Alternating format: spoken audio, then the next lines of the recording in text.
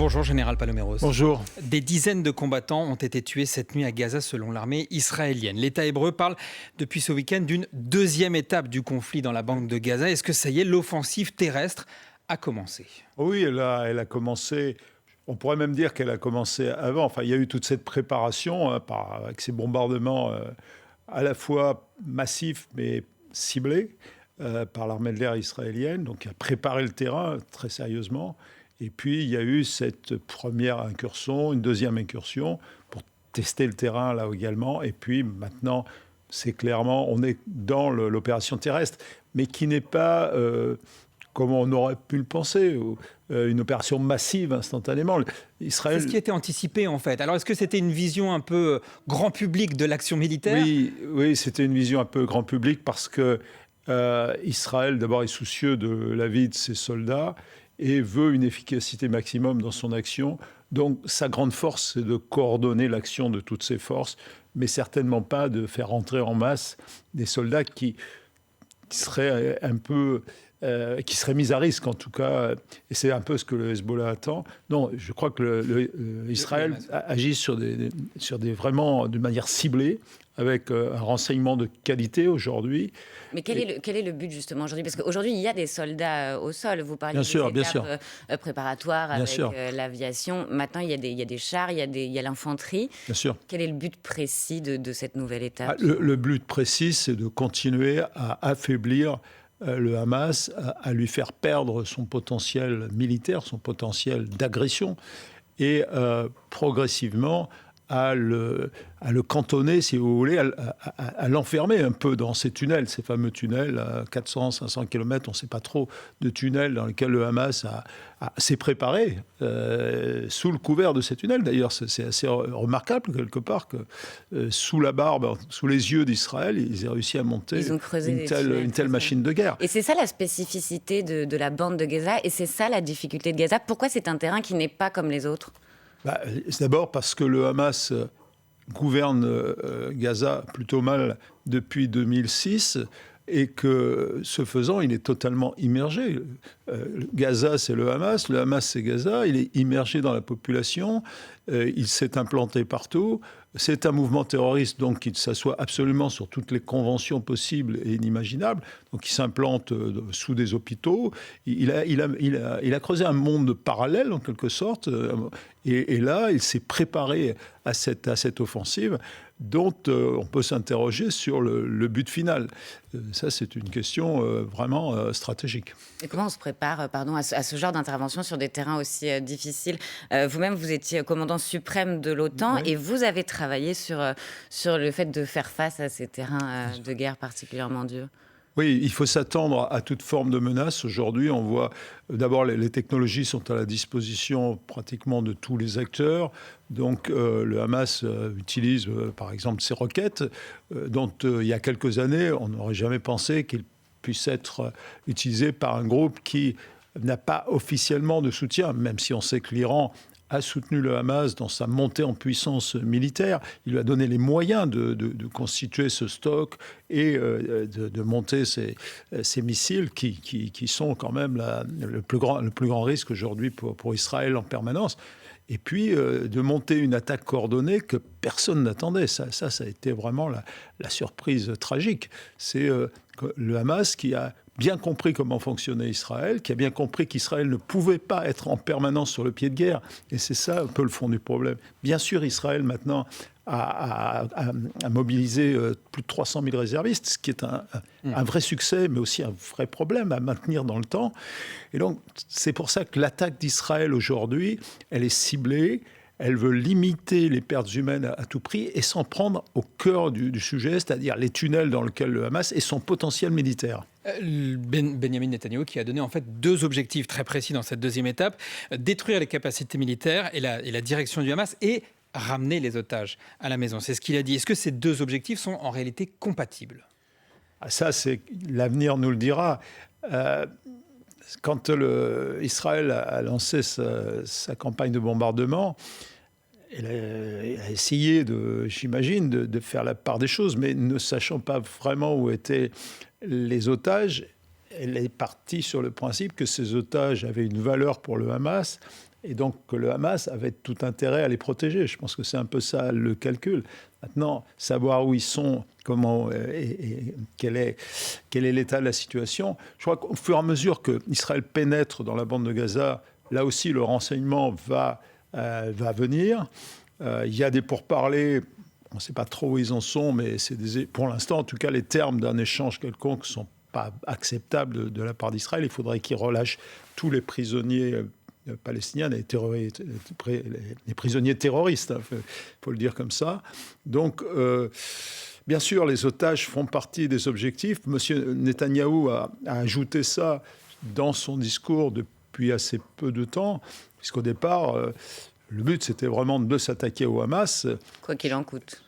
Quoi qu'il en coûte, en essayant effectivement de préserver les otages, mais dans des conditions extrêmement difficiles. Donc ça change un peu la donne. Et il y a aussi le sort des civils palestiniens qui émeut. La situation est de plus en plus désespérée à Gaza. C'est alarmé l'ONU ce week-end. Vendredi, l'Assemblée générale de l'ONU réclamait une trêve humanitaire immédiate. Ces réclamations, ces alertes, on a l'impression qu'elles sont complètement vaines. Est-ce qu'elles ont une influence sur le conflit ? Non, c'est trop tard. Une fois de plus, on a tendance à généraliser, je dirais, ce conflit en le traitant comme on traite une guerre classique. C'est assez paradoxal si on fait le parallèle avec l'Ukraine et la Russie. En Russie-Ukraine, M. Poutine a lancé une opération spéciale alors qu'en fait, il a lancé la guerre. Et là, on a un État qui, pour défendre son existence, se lance dans une bataille, et on n'a pas d'autre mot que guerre, effectivement, contre le terrorisme. Mais l'action d'Israël, c'est contre le terrorisme. Et ce terrorisme, il était latent depuis la création du Hamas, depuis 1987. Et le Hamas, qui a acquis ses droits de noblesse, en quelque sorte, en gagnant des élections dans certaines conditions qui ne sont pas vraiment démocratiques en 2006, règne sur Gaza depuis lors. Et tout le monde le sait, le Hamas a pignon sur rue. Donc maintenant, on est tout étonné de voir qu'effectivement, le Hamas a gangréné en quelque sorte cette population palestinienne. Mais qu'a-t-il fait ? Ça veut dire que militairement, il n'y avait pas d'autre option pour Israël que de éventuellement bombarder des civils ?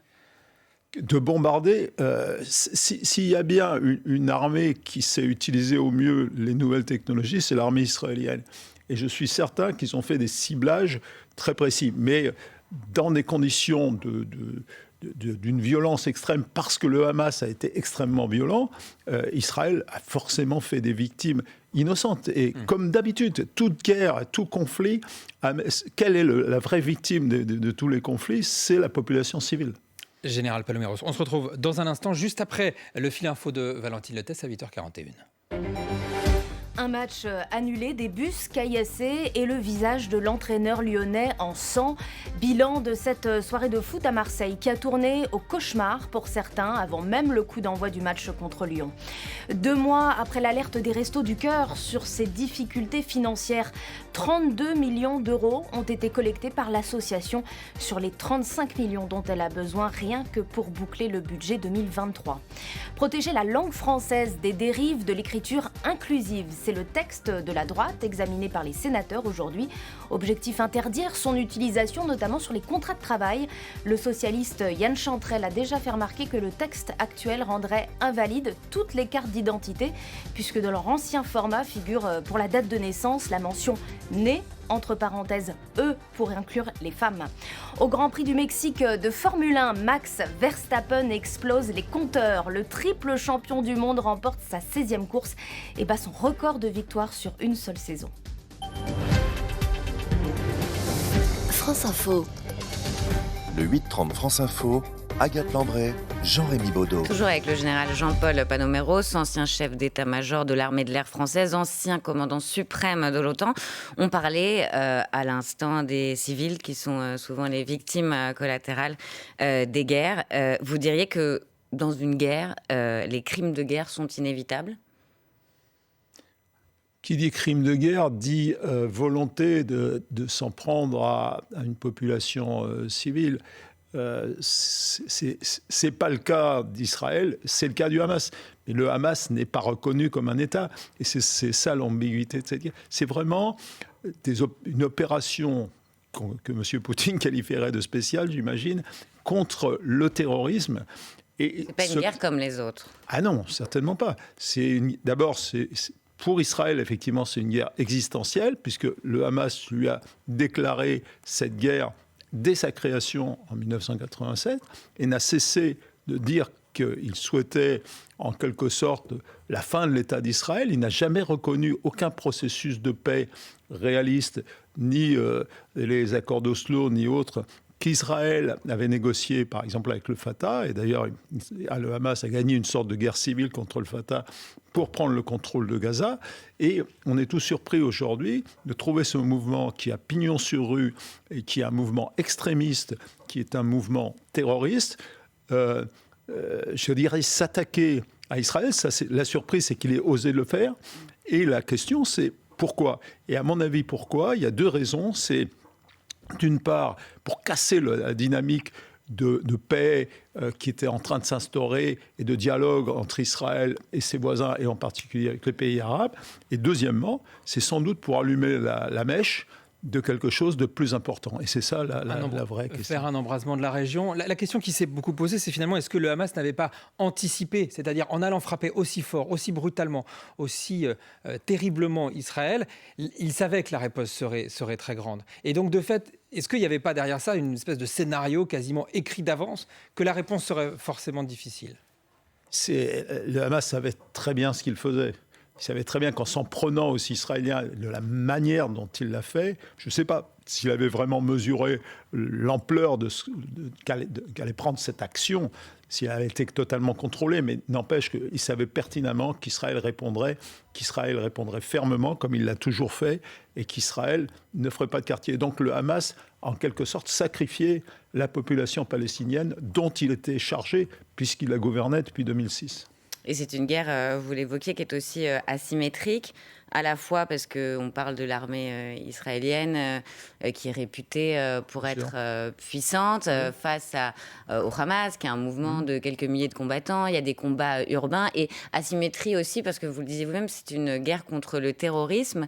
Qu'est-ce que ça change, cette guerre asymétrique pour D'abord, l'armée israélienne ? c'est qu'il n'y a plus de respect d'aucune convention. Alors évidemment, si on prend l'exemple de l'Ukraine et de la Russie, ce n'est pas un exemple non plus particulièrement... c'est un exemple édifiant du fait que ce droit de la guerre, il est en train quand même de perdre de sa noblesse, en quelque sorte, si l'on est ainsi. Mais c'est surtout que aller sans employer les mêmes méthodes, évidemment, que les terroristes, pouvoir lutter en permanence. C'est-à-dire qu'il ne peut pas y avoir, on parle beaucoup de trêve, des choses comme ça, contre le terrorisme, il ne peut pas y avoir de trêve. C'est ça le fond du problème, c'est que le Hamas saisira toute occasion pour continuer à essayer de faire mal aux Israéliens, puisque maintenant il s'est lancé dans cette action qui a quelque chose de suicidaire, parce qu'il sait que Israël va le traquer jusqu'au bout, quel qu'en soit le prix. Donc appeler à un cessez-le-feu, c'est vain pour vous ? Pour moi, on n'appelle pas un cessez-le-feu contre le terrorisme. C'est ça le fond du problème. C'est que le Hamas, à partir du moment où il a lancé cette action, il est parti dans ce que j'ai appelé une action suicidaire, et il va continuer. Simplement, jusqu'où pourra-t-il le faire ? Où va-t-il entraîner Israël ? Et c'est pour ça qu'Israël sait exactement maintenant ce qu'il fait. Il y va progressivement. Il essaye de cibler ses actions. Il essaye de réduire le potentiel d'agressivité du Hamas, de le cantonner. Et s'il pouvait l'enfermer dans ces tunnels, ça serait parfait. Et là, commencer effectivement. Alors après, se pose la question de la population palestinienne, bien sûr. Qui va la gérer ? Mais ces tunnels, c'est une forme un actif entre guillemets positif pour le Hamas, c'est-à-dire quels sont les moyens aujourd'hui militaires dont dispose le Hamas ? Est-ce qu'on a des repères ? On connaît une partie de leur financement, mais est-ce qu'on sait militairement ce qu'ils représentent ? Est-ce que leur force aujourd'hui, c'est leur nombre et l'idéologie des hommes et des femmes qui composent le Hamas ? J'imagine qu'au travers de l'action qu'ils sont en train de mener, ils essayent de recruter aussi quelque part. Vous savez, c'est ce mouvement d'entraînement, en quelque sorte. Et puis, ils ont eu le temps. Ils sont là depuis 2006, enfin, officiellement depuis 2006. Ils gouvernent, donc ils ont à peu près toutes les manettes. Qu'ont-ils fait d'ailleurs de tout l'argent qui leur a été donné pour essayer de faire prospérer cette bande de Gaza ? On commence à se rendre compte qu'ils l'ont surtout utilisé pour se préparer, pour s'armer. tout en endormant quelque part l'opinion publique, y compris les Israéliens, sur leur véritable attitude. Et donc, partant de là, on peut penser qu'ils ont amassé quand même un bel arsenal, enfin un gros arsenal. Et ils l'ont... Mais aujourd'hui, on ne peut pas le quantifier, le qualifier précisément. On n'a pas de... Ce qu'on sait, c'est qu'ils ont osé faire ce qu'ils ont fait, donc ça veut dire qu'ils se sentaient assez forts. Secondo, le nombre de missiles qu'ils ont lancés est quand même extrêmement impressionnant. Ce qu'on sait, c'est que l'Iran leur a appris à faire ça, leur donné une certaine autonomie, parce qu'ils ne pouvaient pas livrer des missiles en tant que tels. Il y a quand même un embargo très dur qui est mené contre le Hamas. Donc, c'est-à-dire qu'ils ont appris à confectionner eux-mêmes un certain nombre d'armements. Les Israéliens, maintenant, vous savez, le Hamas, de toute façon, s'il veut continuer cette opération, il va falloir qu'il sorte des tunnels. Il ne peut pas mener la guerre dans les tunnels. Donc, Israël l'a compris, il a commencé par le nord. Jusqu'où vont-ils aller ? Je pense qu'ils vont y aller progressivement et commencer à repousser le Hamas jusqu'au moment où le Hamas sera coincé quelque part. Il sera bien obligé de sortir s'il veut se défendre. Et en face, c'est l'armée israélienne qui est composée essentiellement de réservistes. 350 000 ont été rappelés depuis le 7 octobre.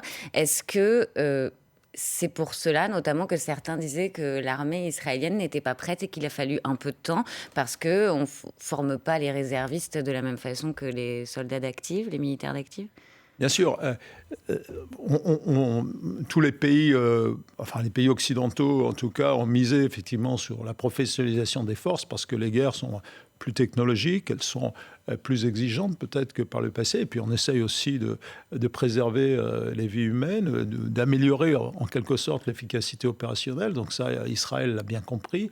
Elle a quand même une armée permanente, je dirais, très, très, très respectable et avec des capacités militaires dignes des meilleures puissances mondiales, on le sait.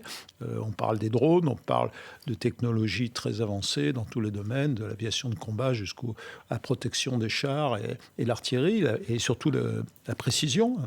Donc ça, Israël sait le faire. En revanche, je le disais tout à l'heure, ce qui apparaît très clairement, c'est la difficulté de maintenir un pays comme Israël sur le pied de guerre. Parce qu'Israël est en permanence, et on le voit aujourd'hui au nord, au sud, à l'est. Israël subit une menace permanente. Et comment faire pour vivre à peu près normalement ? Et on a vu ce qui s'est passé, en l'occurrence, pour des jeunes qui s'étaient rassemblés pour faire une fête. Et c'était normal, c'était un jour de fête.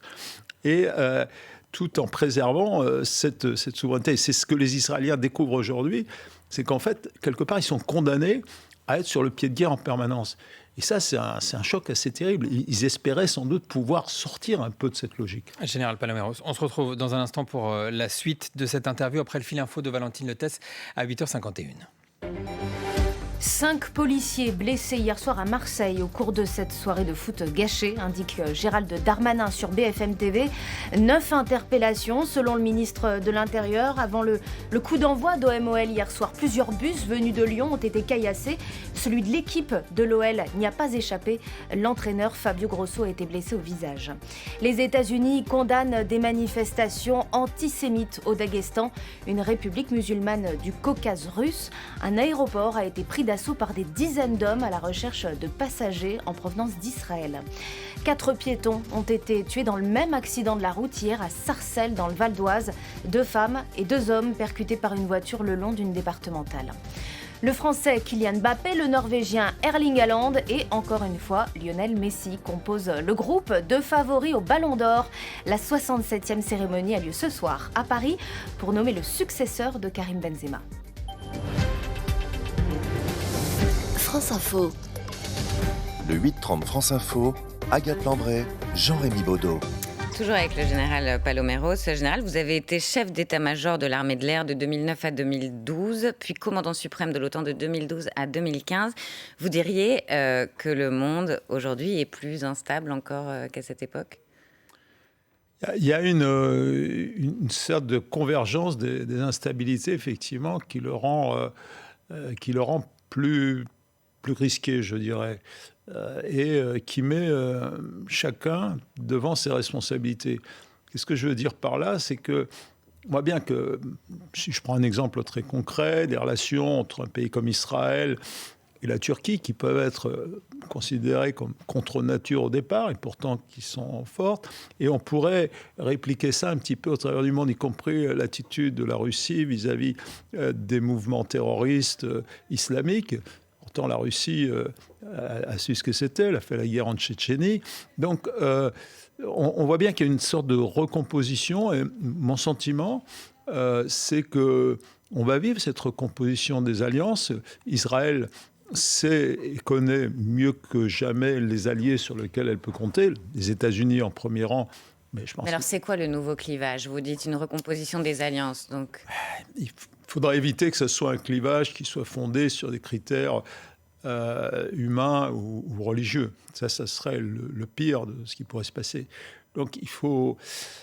c'est difficile de conseiller les dirigeants de ce monde, mais c'est sûr que tout ce qui peut rapprocher doit être tenté, et surtout éviter justement que ce clivage, et c'est sans doute ce que veut un mouvement terroriste comme le Hamas, il veut accentuer, c'est ça sa raison d'être aujourd'hui, comme beaucoup de mouvements terroristes, c'est d'accentuer les fossés, et il ne faudrait pas tomber dans ce piège et essayer de garder une logique de progrès, de paix. Alors, et la bande de Gaza, c'est vraiment l'archétype, c'est le centre de gravité un peu de cette question aujourd'hui. Mais il y a des répercussions partout, on l'a vu à l'aéroport du Daghestan hier. C'est l'effet recherché, c'est clairement l'effet recherché par des groupes terroristes comme le Hamas. C'est pour ça que le combat contre le terrorisme est aussi important. Quand vous avez une guerre limitée entre deux pays, c'est un choc frontal entre deux volontés, un choc pour la souveraineté, un choc...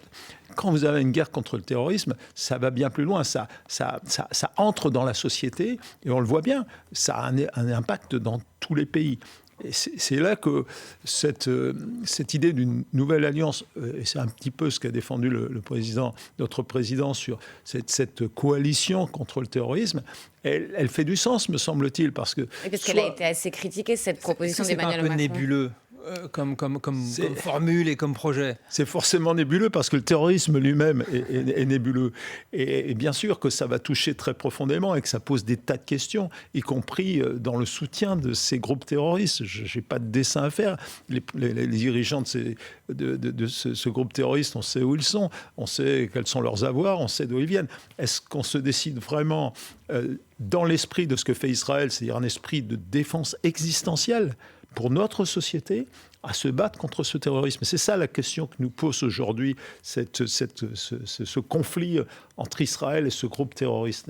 Il y a le conflit entre Israël et le Hamas, il y a aussi un front au nord avec Bien le sûr. Liban et le Hezbollah, il y a aussi un front côté syrien. Encore récemment, Israël a bombardé des installations aéroportuaires en Syrie. Cette régionalisation, comment elle peut prendre forme? C'est-à-dire qu'à un moment, ça veut dire que l'Iran, éventuellement, rentre dans la danse, vient soutenir militairement des groupes, ou est-ce que tout ça se ferait éventuellement un peu en sous-main, avec de la livraison d'armes? Est-ce qu'on arrive à déceler un petit peu les rapports de force qui pourraient être mis à jour? Ce que m'a appris mon expérience de chef militaire, et en particulier à la tête du commandement de la transformation de l'OTAN, c'est-à-dire la préparation de l'avenir, c'est qu'on ne peut pas... D'abord, on ne peut pas prévoir aujourd'hui, c'est une boule de cristal, ça n'existe pas, mais il faut absolument préparer. Donc il faut se préparer peut-être au pire, en espérant évidemment le meilleur, ce qui veut dire que il faut s'attendre à ce que... qu'il y ait des connexions. Alors après, et on voit bien d'ailleurs l'attitude des États-Unis qui ont envoyé des forces conséquentes à proximité du théâtre pour peser un peu sur les différents acteurs, et en particulier l'Iran. On voit bien que la non-résolution du conflit syrien, parce qu'on reste là aussi dans une œuvre inachevée. Enfin, je veux dire, on s'est arrêté, les uns et les autres. Ok, l'État islamique était pratiquement éradiqué, et pratiquement, pas complètement. Il existe toujours.